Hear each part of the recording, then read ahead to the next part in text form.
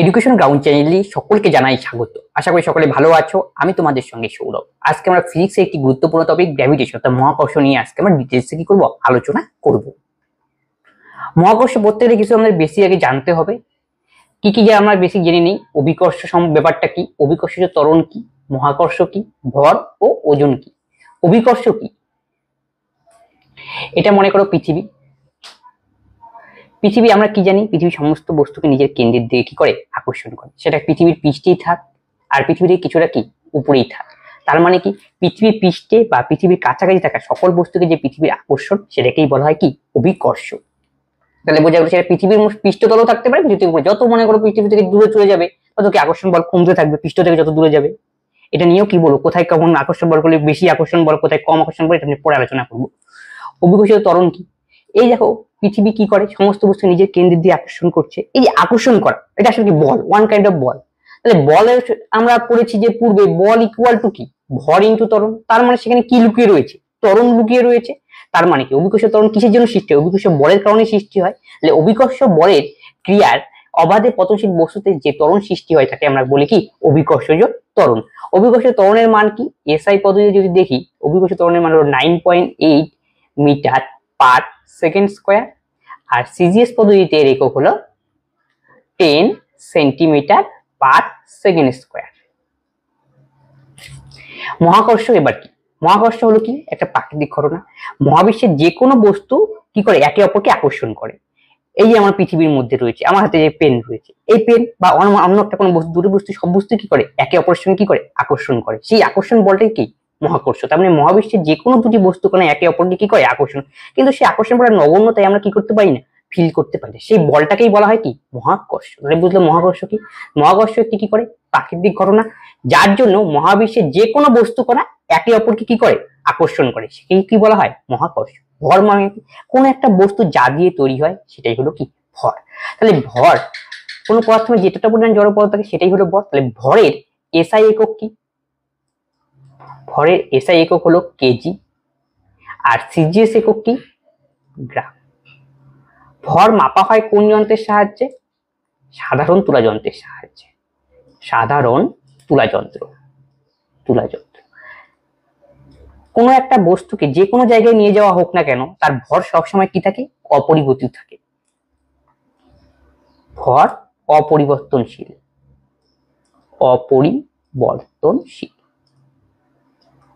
চাঁদে নিয়ে গেলেও কোনো একটা বস্তুর ভর যা হবে, পৃথিবীতেও কি ঠিক তাই হবে। পৃথিবী যদি কোনো একটা বস্তু 15 কেজি হয়, চাঁদে নিয়ে গেলেও তার ভর কত হবে, 15 কেজি থাকবে। এই হলো কি ভর। ওজন, পৃথিবী যে বল দ্বারা আকর্ষণ করে সেই বলটাকেই বলা হয় কি, ওজন। তাহলে ওজনের একক কি? ওজনের একক হলো কি, নিউটন আর কি, ডাইন। এসআই পদ্ধতিতে ওজনের একক হলো নিউটন, আর সিজিএস পদ্ধতিতে ওজনের একক হলো কি, ডাইন। পৃথিবীর যে আকর্ষণ বলটা, আকর্ষণ করছে, বলে আকর্ষণ করছে, সেই আকর্ষণ বলটাকেই আমরা কি বলি, ওজন। ওজন ইকুয়াল টু আমরা কি জানি, W equal to M into G. ভরের সঙ্গে যে অভিকর্ষ ত্বরণ আমরা যখন গুণ করি তখনই সেটা কিসে হয়, ওজন। ওজন মাপা হয় কোন যন্ত্রের সাহায্যে? ওজন মাপা হয় স্প্রিং তুলার সাহায্যে।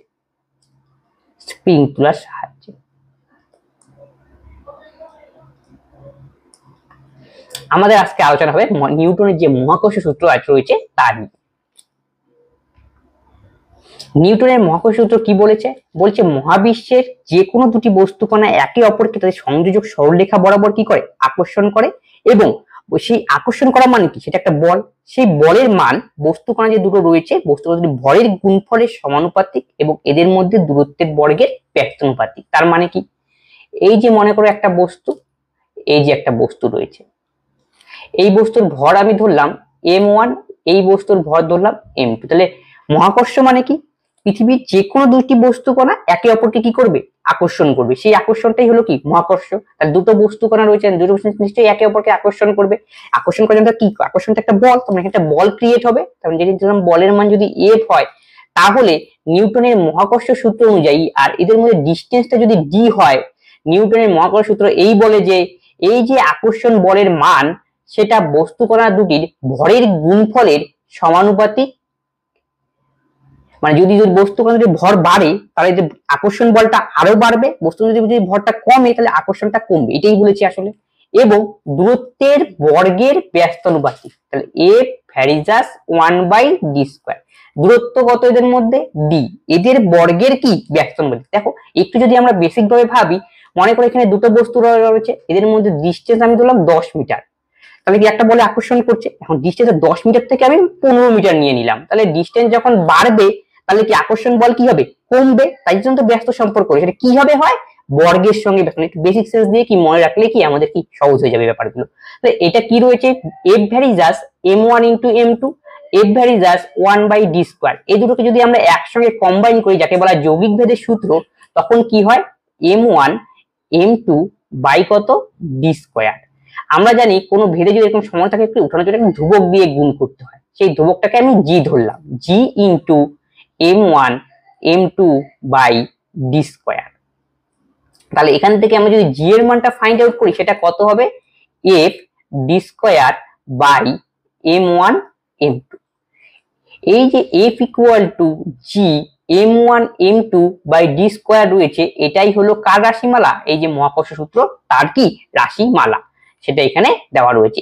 f equal to G into m1 m2 by কত? d²। দেখা যাচ্ছে f টা কি উপরে আর d টা কি নিচে, তাহলে কি তাহলে ডিস্টেন্সের সঙ্গে কি সম্পর্ক? ব্যস্ত সম্পর্ক। আর ভরের গুণফল কি?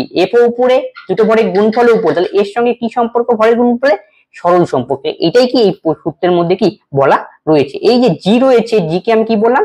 সর্বজনীন মহাকর্ষীয় ধ্রুবক বলা হয় বা গ্র্যাভিটেশনাল কনস্ট্যান্ট বলা হয়। জি এর একটা মান রয়েছে এবং কি জি এর এককও রয়েছে। তাহলে জি এর একক মান মাত্রা আমরা কিভাবে পড়বো মনে রাখবো সেটা দেখে নাও। জি ইকুয়াল টু, তাহলে কি পেলাম আমরা? F d² by m1 m2। F মানে বল, এসআই পদ্ধতিতে হিসাব করছি। তাহলে এফ যদি বল হয় তাহলে বলের একক আমরা কি শিখেছি? নিউটন। ডি মানে কি? ডিস্টেন্স কে আমরা কি বলি? মিটার। আর নিচে কি? ভর। ভরের একক কি? এসআই পদ্ধতিতে কেজি হবে। কেজি কতগুলি রয়েছে? m1 m2 দুটো, তাই কেজি²। তাহলে আমরা কি পেলাম? এসআই পদ্ধতিতে জি এর একক পেলাম আমরা নিউটন মিটার স্কয়ার বাই কেজি²। এই যে নিউটন মিটার স্কয়ার কেজি²। এবার সিজিএস পদ্ধতিতে কি হবে সেই এককের মান? নিউটনটাকে আমরা ছোট করে দাও, যেহেতু সিজিএস নিউটনটা কি হয়? এসআই তে হয় নিউটন, সিজিএস এর ডাইন। মিটারটা হয়ে যাবে সেন্টিমিটার আর কেজিটা হয়ে যাবে গ্রাম। তাহলে আলটিমেটলি কি দাঁড়ালো? Dyne centimetre square by gram square. Dyne centimetre square by gram square. মুখস্থ করা দরকার নেই, বেসিক বোঝো, এমনি কি এগুলো সবকে। তাহলে এসআই পদ্ধতিতে এই যে জি রয়েছে, জি এর একটা মান রয়েছে। এসআই পদ্ধতিতে যে জি এর মান সেটা কত? এসআই পদ্ধতিতে 6.67 ইন্টু 10⁻⁻11। এটা পরীক্ষা তোমার ডাইরেক্ট কোশ্চেন জিজ্ঞেস করতে পারে। এসআই পদ্ধতিতে জি এর মান কত? 6.67 ইন্টু 10⁻11। কিন্তু মনে এসআই পদ্ধতিতে কি থাকে? জি এর একক কি? এটা পাইছে নাকি বসা থাকতে হবে। যদি এসআই পদ্ধতিতে এটা হয় তাহলে সিজিএস পদ্ধতিতে কি হবে? তাহলে আমাকে এই নিউটন মিটার স্কয়ার আর কেজি স্কয়ার থেকে আমাকে আসতে হবে কি? ডাইন সেন্টিমিটার গ্রাম, তাহলেই হয়ে যাবে বাস। তাহলে এখানে 6.67 রয়েছে আর এখানে কি রয়েছে? 10⁻11। তাহলে কিভাবে কনভার্ট করবো একটু বুঝে নেই ব্যাপারটা, এটা আমি নিজে করছি। তাহলে দেখো, তাহলে এখানে কি রয়েছে? নিউটন। নিউটন থেকে আমাকে যেতে হবে ডাইনে। 1 নিউটন মানে কত ডাইন? 10⁵ ডাইন ইন্টু গেল সেন্টিমিটার থেকে, সরি মিটার থেকে আমাকে যেতে হবে সেন্টিমিটার। তাহলে 1 মিটার ইকুয়াল টু কত সেন্টিমিটার? 100 সেন্টিমিটার। তাহলে 100 মানে কত? 10 এর স্কয়ার। তারপরে দেখো আবার কি সেন্টিমিটারের স্কয়ার রয়েছে, 10 এর মাথায় কি হবে? 4 গেল। তারপরে গেলাম কিসে? এখন কেজি। কেজি থেকে আসবো কি গ্রামে। 1 কেজি ইকুয়াল টু কত গ্রাম? 1000 গ্রাম। তাহলে 1000 মানে কি? 10 কিউব, তার আবার 2 রয়েছে, তাহলে 10⁻⁶ কত? 6। তাহলে আলটিমেটলি আমাদের ক্যালকুলেশনে কি দাঁড়াচ্ছে? 6.67 ইন্টু 10⁻⁻11। 5 কত? 9। 9 কে 6 দিয়ে ভাগ করতে হবে, তাহলে 10⁻⁻ কত হবে? 3। আলটিমেট যদি আমরা ক্যালকুলেশন করি সেটা কত দাঁড়ায়? 6.67 ইন্টু 10⁻⁻11 আর 3 রয়েছে, নিচের কি বেস আমাদের যোগ করতে হবে, -11 + 3 যোগ করলে কত হয়? -8।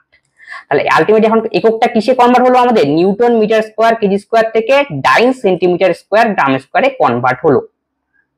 তাহলে dyne centimetre square by gram এর স্কয়ার। এই হলো কি জি এর মান। তাহলে তোমাকে পরীক্ষায় জিজ্ঞেস করতে পারে এসআই পদ্ধতিতে কত, সিজিএস পদ্ধতিতে কত। এসআই পদ্ধতিতে আমাদের কত 6.67 × 10⁻11 আর সিজিএস পদ্ধতিতে কত 6.67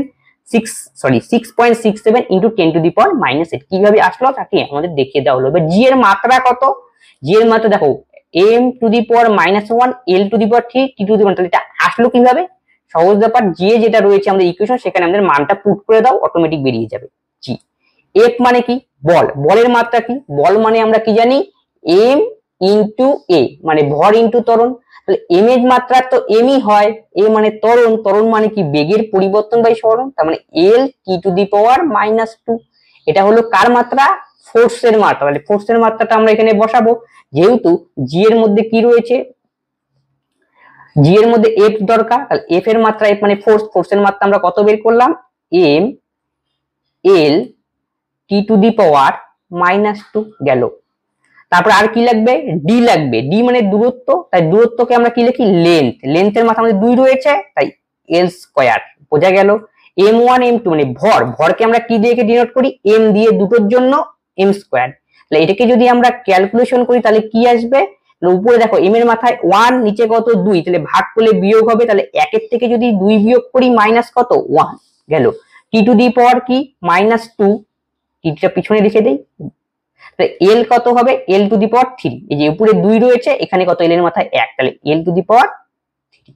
এই হলো কি জি এর মাত্রা, কিভাবে আসলো বোঝানো হলো। এবার দেখো অ্যাক্সেলারেশন ডিউ টু গ্র্যাভিটি, গ্র্যাভিটির জন্য যে অ্যাক্সেলারেশন সৃষ্টি হয় সেটাকে আমরা পড়বো, সেটা মধ্যবর্তী, এটাকে আমরা অভিকর্ষীয় ত্বরণ বলি। সেটা ইকুয়েশন কি, G equal to G M M by R square. যেখানে রয়েছে এম, এম মানে বুঝতে হবে পৃথিবীর ভর, আর এম মানে এটা মনে করো পৃথিবী রয়েছে, এই পৃথিবীর ভর হলো এম, এখানে একটা কোনো বস্তু রয়েছে, এই বস্তুটার ভর হলো এম, এই যে পৃথিবীর যে ব্যাসার্ধ রয়েছে সেই ব্যাসার্ধটা হলো কত আর, আর জি হলো সর্বজনীন মহাকর্ষীয় ধ্রুবক। আশা করি বোঝা গেল কোনটার পরিচয় কি। তাহলে জি হলো কি সার্বজনীন, বড় জির কথা বলছি, সেটা কি সার্বজনীন মহাকর্ষীয় ধ্রুবক। এম মানে পৃথিবীর মাস, এম মানে পৃথিবীর মধ্যে যে বস্তুটা রয়েছে একটা কোন রকম বস্তু যেটাকে আকর্ষণ করবে সেটাকে ছোট এম দিয়ে ডিনোট করি, আর আর মানে হলো এখানে পৃথিবীর ব্যাসার্ধ। দেখো আমরা কি শিখলাম, F equal to G m1 m2 by কত d², এটাই তো শিখলাম মহাকর্ষ সূত্র থেকে। তাহলে দেখো আমরা কি জানি, F equal to M into A মানে বল ইকুয়াল টু ভর ইন্টু ত্বরণ। তাহলে এখানে ত্বরণ বলতে আমরা কাকে নেব, অভিকর্ষীয় ত্বরণকে নেব। এর জায়গায় আমরা কি বসিয়ে দিলাম জি, তাহলে এফ এর জায়গায় আমরা কি লিখতে পারি এম ইন্টু জি, এতটুকু বোঝা গেল। তারপরে দেখো এখানে জি রয়েছে আর m1 m2, m1 মানে আমরা পৃথিবীর ভর ধরলাম, m2 মানে যে পৃথিবীর মধ্যে বস্তুটা রয়েছে সেই বস্তুটার ভর, তাহলে m, তাহলে m ইন্টু m। এখানে ডি মানে কি হবে পৃথিবী আর বস্তুর মধ্যে দূরত্ব, তাহলে বস্তুটা কোথায় রয়েছে পৃথিবী পৃষ্ঠে রয়েছে, তাহলে পৃথিবী পৃষ্ঠের থেকে পৃথিবী পৃষ্ঠে, আর এখানে কি রয়েছে কি কেন্দ্র, তাহলে এখান থেকে দূরত্ব অনেক, আসলে কি পৃথিবীর যে ব্যাসার্ধ রয়েছে সেটাই আমাকে নিতে হবে। তাহলে ডি এর জায়গায় আমরা লিখবো কি আর, ক্যাপিটাল আর মানে পৃথিবীর ব্যাসার্ধ। তাহলে এই এম কাটা গেল, তাহলে জি ইকুয়াল টু কত দাঁড়ালো জি এম বাই কত r², এটাই আমাদের এই ইকুয়েশনে দেওয়া রয়েছে। এখানে একটা এম কাটা যাবে, G M by r², F equal to m1 m2, এই এম কাটা যাবে, জি এম বাই কত r²। তাহলে জি এর মান কত, জি ইকুয়াল টু 6.67 ইন্টু কত 10⁻11, এম এর মান কত 6 ইন্টু 10⁻24 ইন্টু এম মানে পৃথিবীর ভরের কথা বলা হয়েছে, আর মানে পৃথিবীর ব্যাসার্ধ। এগুলো যদি আমরা এই ইকুয়েশনটাকে পুট করি, এই ইকুয়েশনের মধ্যে G equal to G M by r², G এর মান কত 6.67 ইন্টু 10⁻11, যেমন পূর্বে শেখানো হলো। এখানে যদি জি এর মানটা পুট করা যায়, এম মানে কি কার ভর পৃথিবীর ভর, পৃথিবীর ভর কত 6.10⁻24 কেজি বা 5.97 10⁻, অ্যাপ্রক্সিমেটলি 5.97 রয়েছে তাই কি 6 করে দেওয়া হয়েছে ঠিক। আর ব্যাসার্ধ কত পৃথিবীর 4400 কিমি, যদি এখানে পুট করা যায় তাহলে এখানে যে জি এর মান বেরোবে সেটা কত হবে approximate 9.8 metre per second square. এখান থেকেই এসেছে কি, এই যে জি এর মান আমরা বলি কত 9.8 মিটার পার সেকেন্ড স্কয়ার, অভিকর্ষ ত্বরণের মান, সেটা কি এখান থেকেই আসলে এসেছে। এখানে যদি আমরা সার্বজনীন মহাকর্ষীয় ধ্রুবকের মান, এম মানে বড় এম মানে পৃথিবীর ভর, আর মানে যদি পৃথিবীর ব্যাসার্ধকে পুট করি, তাহলে জি এর মান দাঁড়াবে কত 9.8 মিটার পার সেকেন্ড স্কয়ার। যেটা কোন পদ্ধতিতে, এসআই পদ্ধতিতে। সিজিএস পদ্ধতিতে জি এর মান কত, 980 হবে, মিটারটা হবে সেন্টিমিটার সেকেন্ড স্কয়ার। এটা হলো সিজিএস পদ্ধতিতে জি এর একক। এবার দেখো relation of G between earth and moon, পৃথিবী আর কি চাঁদের মধ্যে জি এর যে একটা রিলেশন সেটা কি দেওয়া রয়েছে। এটা মনে করো পৃথিবী, এটা হলো আমাদের চাঁদ। মনে রাখবে এখানে চাঁদের অভিকর্ষজ ত্বরণের মান পৃথিবীর 1/6 অংশ। পৃথিবীর যদি অভিকর্ষ ত্বরণের মান 1 হয়, চাঁদের ক্ষেত্রে সেটা কত হবে 1/6। পৃথিবী যদি অভিকর্ষ ত্বরণের মান 6 হয়, চাঁদের ক্ষেত্রে সেটা কত হবে 1। আর্থ এটা হলো মুন, তাহলে কি, তাহলে 1/6 অংশ, এটাই এখানে বোঝানো হয়েছে। তাহলে পৃথিবীর অভিকর্ষজ ত্বরণের মান, পৃথিবীর অভিকর্ষজ ত্বরণের মান এর 1/6 করলেই আমরা কি পাবো, চাঁদের অভিকর্ষজ ত্বরণের মান পাবো। তাহলে ধরা যাক চাঁদের, পৃথিবী যদি অভিকর্ষ ত্বরণের মান 36 মিটার পার সেকেন্ড স্কয়ার হয়, তাহলে চাঁদের ক্ষেত্রে কত হবে 36 ইন্টু 1/6, তাহলে 6 মিটার পার সেকেন্ড স্কয়ার কোথায় হবে, মুনে। আর পৃথিবীতে যদি হয় এত। এই হলো কি লজিক অভিকর্ষ ত্বরণের মান। তাহলে বোঝা গেল, তাহলে পৃথিবীতে যদি কোনো একটা বস্তুর ওজন 36 কেজি হয়, ওয়েট 36 নিউটন হয়, চাঁদে সেটা কত হবে 6 নিউটন। তার মানে কি, মনে করো এটা পৃথিবী, পৃথিবীতে একটা বস্তুর ওজন হলো 36 নিউটন, আর চাঁদে তাহলে কত হবে সেটা, এটা হলো পৃথিবী আর্থ, আর এটা চাঁদে কত হবে 6 নিউটন। কেন, চাঁদের অভিকর্ষজ ত্বরণের মান পৃথিবীর 1/6 অংশ। চাঁদ, পৃথিবীতে যদি 36 নিউটন ওজন হয়, ওজনের কথা বলছি, চাঁদে কত হবে 36 ইন্টু 1/6, এটাই এখানে বোঝানো হলো। তাহলে বোঝা গিয়েছে। তাহলে দেখো অভিকর্ষজ, তাহলে ওজন কি হয় ভেরি করে, কিন্তু ভর চাঁদেও যা পৃথিবীতেও তা, ভর হলো অপরিবর্তনশীল, এখানে বোঝানো হলো। যদি আরেকটা জিনিস মনে রাখো, পরীক্ষা এখানে কোশ্চেন দেয়, পৃথিবীতে কেউ যদি 6 মিটার লম্ফ দেয়, তাহলে চাঁদে সেই ব্যক্তি কত মিটার লম্ফ দেবে, 6 6 36 মিটার লম্ফ দেবে। চাঁদে যেহেতু অভিকর্ষ ত্বরণের মান কি কম, পৃথিবীর তুলনায় কত অংশ কম, 1/6 অংশ, তার মানে আমাদের নিচ দিকে কি করবে, আকর্ষণ কম করবে। তার মানে পৃথিবীতে মানুষ যদি কম লাভ দেয়, চাঁদে অবশ্যই কি আকর্ষণ কম হওয়ার জন্য কি বেশি লাভ দেবে, তার কত গুণ লাভ দেবে বেশি, 6 গুণ বেশি লাভ দিবে। তাহলে পৃথিবী থেকে যদি 6 মিটার লাফায়, চাঁদে সে কত মিটার লাফাবে 36 মিটার কি করবে জাম্প দেবে। তাহলে আশা করি বোঝা গেল। কিন্তু ওজন কি হবে কম হবে, কত অংশ 6 অংশ কম, 1/6 অংশ কম গেল। তাহলে এটাই এখানে বলা হয়েছে, রিলেশন অফ জি বিটুইন কত আর্থ ইকুয়াল টু 1/6 মুন কি ওয়েট। ভ্যারিয়েশন অফ জি, জি এর মান পৃথিবীর সব জায়গায় সমান নয়, তাই এটাই এখানে বলা রয়েছে। পৃথিবী পৃষ্ঠ থেকে যত উপরে ওঠা যায় বা যত গভীরে যাওয়া, যত জি এর মান কি হ্রাস পেতে থাকে। এটা পৃথিবী পৃষ্ঠ, যতই যদি আমরা নিচে যাই, যতই যদি উপরের দিকে যাই, তাহলে কি আসতে হবে, উপরের দিকে গেলে তো বোঝা যাচ্ছে, নিচের দিকে গেলেও কি হবে জি এর মান কি হ্রাস পেতে থাকবে। মেরুতে জি এর মান সর্বোচ্চ হয়, এটা যদি পৃথিবী হয়,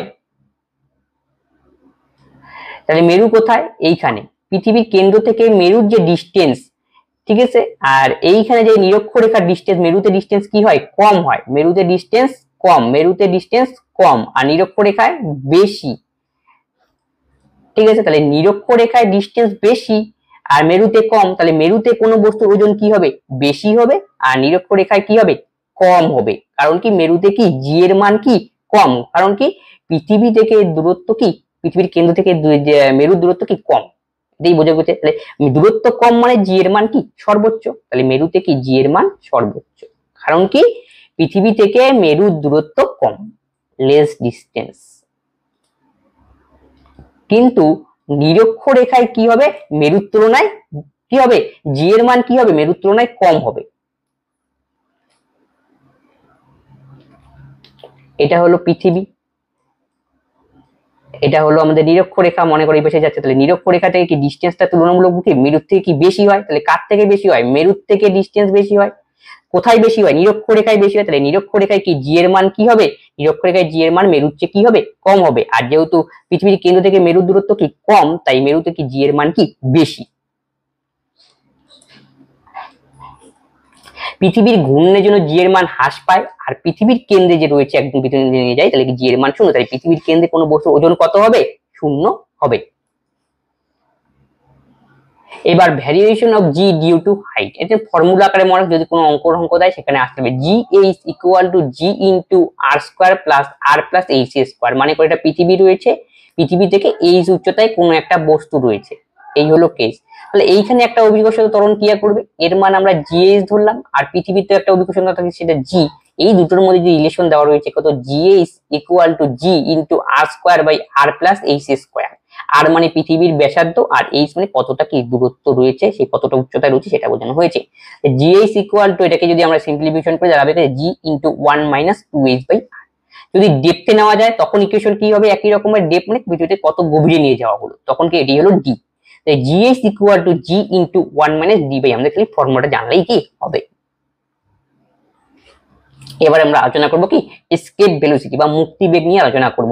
যে ন্যূনতম বেগে কোনো বস্তুকে পৃথিবী থেকে যদি ছোড়া হয়, পৃথিবীর কি যে মহাকর্ষকে তাকে ত্যাগ করে কি দূরে চলে যাবে, সেটাকেই আমরা কি বলি? মুক্তি বেগ, মানে মুক্তি পেয়ে যাওয়া।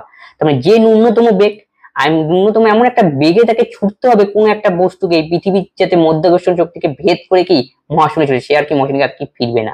সেই যে ন্যূনতম বেগ, সেটাকেই কি বলা হয়? মুক্তি বেগ বা এসকেপ ভেলোসিটি।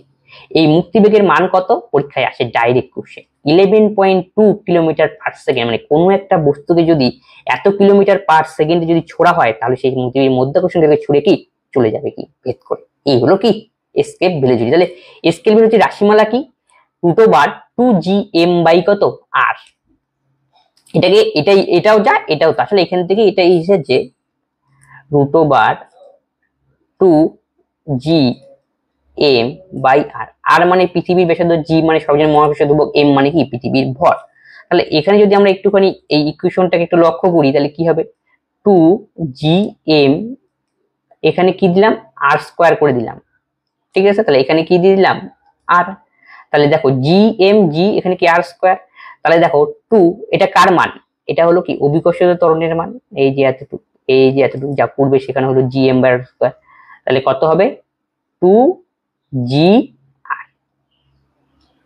এখান থেকে এসেছে হলো এটা, দাম দুটোই এক। আর পরীক্ষা ডাইরেক্ট তোমাকে বলছিল মুক্তি বেগের মান কত, 11.2 কিলোমিটার পার সেকেন্ড। কেপলারের সূত্র, যাকে বলা হয় বিভিন্ন গ্রহ উপগ্রহ সংক্রান্ত যে সূত্র, সেটা হলো কি কেপলারের সূত্র। কি বলেছে? প্রথমে সূর্যকে একটি ফোকাসে রেখে প্রতিটি গ্রহ কি করে? উপবৃত্তাকার পথে কি করে? পরিভ্রমণ করে। তার মানে কি? তাহলে আমরা জানি কি এরকম একটা উপবৃত্তাকার কি পথ থাকে, আর এইখানে কি থাকে? সেন সূর্য থাকে। আর এই সূর্যকে কেন্দ্র করে কি পৃথিবী মুভ করে, পৃথিবী ছাড়াও কি অন্যান্য গ্রহগুলি কি কক্ষপথে এইভাবে ঘুরছে, এইভাবে ঘুরছে, এইভাবে কি ঘুরছে। তাই বলছে সূর্যকে একটি ফোকাসে রেখে প্রতিটি গ্রহই কি উপবৃত্তাকার পথে কি করে? পরিভ্রমণ করে। এটাই হলো কি কেপলারের সূত্র। আসলে দেখো, যখন মনে করো উপবৃত্তাকার কোনো একটা ফিগার হয়, এখানে আমরা দুটো ফোকাস পাই। ফোকাস মানে যদি কই বেসিক্যালি আমরা বুঝাই, মনে করো বৃত্তের ক্ষেত্রে দেখো একটাই ফোকাস থাকে, যেখান থেকে কি বৃত্তের দূরত্ব কি প্রতিটা বিন্দু দূরত্ব সমান, যেটাকে আমরা বলি বৃত্তের কেন্দ্র বলি, সেরকমই ব্যাপার। তাহলে উপবৃত্তের ক্ষেত্রে সেরকম ফোকাসের সংখ্যা কতগুলি থাকে? দুটি থাকে। মনে করি যদি উপবৃত্ত হয়, তার ফোকাসের সংখ্যা কত হয়? সবসময় দুটো। এই যে আমরা যদি এখান থেকে মনে করি এরকম নেই, এখান থেকে এতটুকু নেই, তাহলে এই যে দুটো দূরত্ব, এটা যদি 10 হয়, এটা যদি 5 হয়, তাহলে টোটাল লেন্থ কত? 15। সেরকম এখান থেকে যদি আমরা কোনো একটা নেই, এখানে যদি এটা যদি যোগ করি, দুটো যোগ করলে কি হবে? আবার 15ই হবে। সেটা আলাদা হতে পারে, 8 7 কি 15। এই হলো কি, তাহলে উপবৃত্তের ফোকাস কতগুলি হয়? দুটি হয়। তাই কি বলছে? সূর্যকে একটি ফোকাসে রেখে প্রতিটি গ্রহ কি করছে? উপবৃত্তাকার কক্ষপথে কি পরিভ্রমণ করছে। সূর্যটা ফোকাসে থাকছে, এই জন্য কি পরিভ্রমণ করছে। এটাই কি আর সূত্র? কেপলারের কি প্রথম সূত্র। তাহলে সূর্য ও পরেরটা কি বলছে? 2 নম্বর সূত্র, সূর্য ও গ্রহে সংযোগ সরলরেখার সমান অবকাশে সমান হবে, এটা সমান ক্ষেত্রফল অতিক্রম করে, অর্থাৎ একক সময়ে অতিক্রান্ত ক্ষেত্রফল কি হয়? ধ্রুবক হয়। তার মানে কি এটা? তাহলে সূর্যকে কেন্দ্র করে তো ঘুরছে পৃথিবী, তাই ঘোরার ফলে কি হচ্ছে, মনে কর পৃথিবী ঘুরছে, পৃথিবীটা নিয়ে আলোচনা করি অন্যান্য গ্রহটা, বা তাহলে এইখান থেকে যে এইখানে গেল, এখানে একটা কি রিজিয়ন হলে, পৃথিবীটা প্রথমে এইখানে ছিল, এইখান থেকে গেল কোথায়, এইখানে, মনে করো এতটুকু যেতে সময় নিল হলো 10 সেকেন্ড, 10 সেকেন্ডের মধ্যে এতটুকু কি ক্ষেত্রফল অর্জন করে, এই ক্ষেত্রফলের মান কোনো একটা মনে করো এ। আবার মনে করো পরবর্তী কোনো একটা 10 সেকেন্ডে এখান থেকে এইখানে গেল, এই যে পরবর্তী 10 সেকেন্ডে, তাহলে এইখান থেকে এখানে কিছুটা ক্ষেত্রফল অতিক্রম করলো, এই ক্ষেত্রফলের মানও যা হবে, এই ক্ষেত্রফলের মানও কি তাই, যদি সমান সময়ে যতটুকু ক্ষেত্রফল কি করবে, অর্জিত করবে। এটাই বলা রয়েছে কি দ্বিতীয় সূত্রে, ক্ষেত্রফল সবসময় কি সময়ের সাপেক্ষে ধ্রুবক হয়।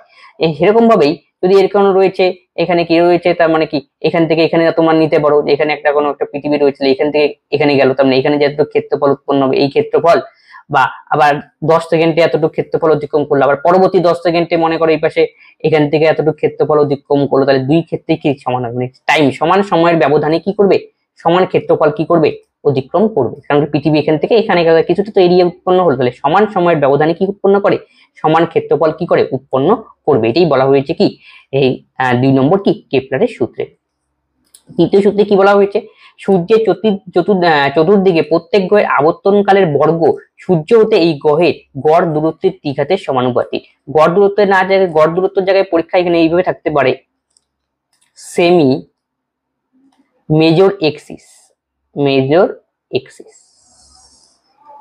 এর দ্বিঘাতের কি সমানুপাতিক। তাহলে ব্যাপারটা কি, ব্যাপারটা একই রকম ভাবে বুঝে নাও। এটা হলো উপবৃত্তাকার পথ, তাহলে উপবৃত্তাকার পথের মধ্যে পৃথিবী যখন ঘোরে, একবার এখানে আসবে একবার এখানে আসবে, তাহলে দেখো ডিস্টেন্স কি সবসময় সমান হয় না। আমরা পড়েছিলাম যদি ভূগোলে যাই, আমরা বলি অনুসুর আর অপুসুর। অনুসুর মানে কি, যখন সূর্য থেকে পৃথিবীর দূরত্ব সবচেয়ে কম হয় সেটাকে দূরত্বকে আমরা বলি কি অনুসুর, আর সূর্য থেকে পৃথিবীর দূরত্ব কি সবচেয়ে বেশি হয় সেটাকে আমরা কি বলি অপসুর। বিভিন্ন তারিখে বিভিন্ন, 3রা জানুয়ারি কি হবে মোট করলে অনুসুর হয়, 24 জুলাই কি হয় অপসুর হয়। সেরকম মানে কি পৃথিবী থেকে ডিস্টেন্সটা রয়েছে, এই ডিস্টেন্সটা কি হয় পরিবর্তিত হয়, বিভিন্ন কি সময়ে সময়ে পরিবর্তিত হয়। তাহলে দেখো তো সময় সময় তো পরিবর্তন হয়, তো বোঝা গেল। তারপরে দেখো সূর্যের গ্রহের আবর্তন কি সেমি মেজর এক্সিস, আর কি তার ব্যাপারটা কি এক্সিস ব্যাপারটা কি সেটা আগে বুঝে নিই। তাহলে এটা যদি একটা উপবৃত্ত হয়, এই ক্ষেত্রটাকে আমি দুই ভাগে ভাগ করলাম, এ বি, এটাকে বলা হয় এ বি, যে গোটাটাকে বলা হয় মেজর এক্সিস, মেজর এক্সিস, আর যে বি সি এটাকে বলা হয় মাইনর এক্সিস, মাইনর। তাহলে এটা যদি মনে করো গোটাটা 6 হয়, তাহলে এটা কত হবে 3 3, এটা কি ছোট তাই এটা কি দেওয়া হয়েছে কি মাইনর 4, এটা থাকলে 2 2 হবে। তাহলে মেজর এক্সিস কি মানে, মেজর এক্সিস মানে কি যে যেটা বড়টা থাকবে তৈরি হবে সেটাকে বলা হয় মেজর এক্সিস। মেজর এক্সিসে যে অর্ধেকটা রয়েছে সেটাকে বলা হয় কি সেমি মেজর এক্সিস, আর এই যে গোটাটা সেটাকে বলা হয় কি যে ছোট রয়েছে উপরে সেটাকে বলে মাইনর এক্সিস, আর মাইনর এক্সিস যে অর্ধেকটা রয়েছে তাকে বলা হয় কি সেমি মাইনর এক্সিস। তাহলে বোঝা গেল কোনটা মেজর এক্সিস কোনটা কি মাইনর এক্সিস। তাহলে সূর্যের চতুর্দিকে যদি পৃথিবী গ্রহের আবর্তনকাল, আবর্তনকাল মানে কি পৃথিবী এখানে রয়েছে, এখান থেকে ঘুরে ঘুরে ঘুরে ঘুরে আবার আসবে কোনখানে, এইখানে আসলো, যে আবর্তনকালে যে সময়টা রয়েছে সেই সময়টা কি হয়, সেই সময়ের বর্গ, সেই সময়ের বর্গ গড় দূরত্বের কি জিজ্ঞাসা, গড় দূরত্ব বলতে সেমি মেজর এক্সিস এর কথা বলছি। সেমি মেজর এই যে ছোট যে এক্সিসটা রয়েছে এর দূরত্বের দ্বিঘাতের কি সমানুপাতিক, আসলে এটাই এখানে বলা রয়েছে, বা এখানে আর ধরে আমরা দিতে পারি। তাহলে টি স্কোয়ার ভ্যারিজেস আর কি, এটা আরেকবার বুঝিয়ে দেওয়া হচ্ছে, দেখে নাও এটা কি কনফিউশন হয়। এই যে এটা হলো উপবৃত্ত, তাহলে আমাদের কি হয়, এটা এটা হলো এ বি, এটা হলো কি সিডি, ছোট কোনটা সিডি, এটাকে বলা হয় মাইনর এক্সিস, মাইনর। বড় কোনটা এ বি, এটাকে বলা হয় মেজর এক্সিস। তাহলে এটা যদি মনে করো এ হয় এটা হবে এ, এটা যদি বি হয় এটা হবে কি বি। তাহলে বলেছে সূর্যের চতুর্দিকে যদি প্রত্যেক গ্রহের আবর্তনকাল, আবর্তনকাল মানে পৃথিবী এখান থেকে ঘুরে ঘুরে ঘুরে ঘুরে আবার কি এখানে আসবে, এই যে আবর্তনকালে কিছু সময় লাগবে, পৃথিবী কত সময় লাগে 365 দিনে কি সমস্তটা কি ঘুরে নেয়, তাহলে টি, এই সময়টাকে আমরা ধরলাম টি। সেটা কি বলেছে আর কিউবের সময়, আর মানে কি এখানে, আর মানে এখানে ব্যাসার্ধের কথা বলা হচ্ছে, ব্যাসার্ধ মানে কি আসলে বুঝতে হবে যে এখানে সেমি মেজর এক্সিস যেটা রয়েছে এখানে, এই যে গোটাটা হলো কি মেজর এক্সিস, এই খালি যে এ পোর্শনটুকু রয়েছে যে যেখানে আমি এ লিখলাম এটাকেই বলা কি সেমি মেজর, এটার কি হবে আসলে সমানুপাতিক, এটার কিউবের সমানুপাতিক, সরি এটা টি ভ্যারিজেস এ কিউ। এই হলো কেস, এটাই কি কার সূত্র, এটা কেপলারের কি তৃতীয় সূত্র। এই ছিল কি আজকের আলোচনা। আজকে যে ক্লাস করানো হলো এই ক্লাস নিয়ে তোমার যদি কোনো ডাউট হয় তোমরা অবশ্যই কমেন্ট বক্সে কমেন্ট করবে এবং বন্ধুদের সঙ্গে এই ক্লাসগুলি কি করবে শেয়ার করবে, সকলেই এই ক্লাস দেখে কি হয় উপকৃত হবে। তবে আজকের ক্লাস আমরা এখানেই শেষ করছি, পরবর্তী ভিডিওতে আবার দেখা হচ্ছে। ধন্যবাদ।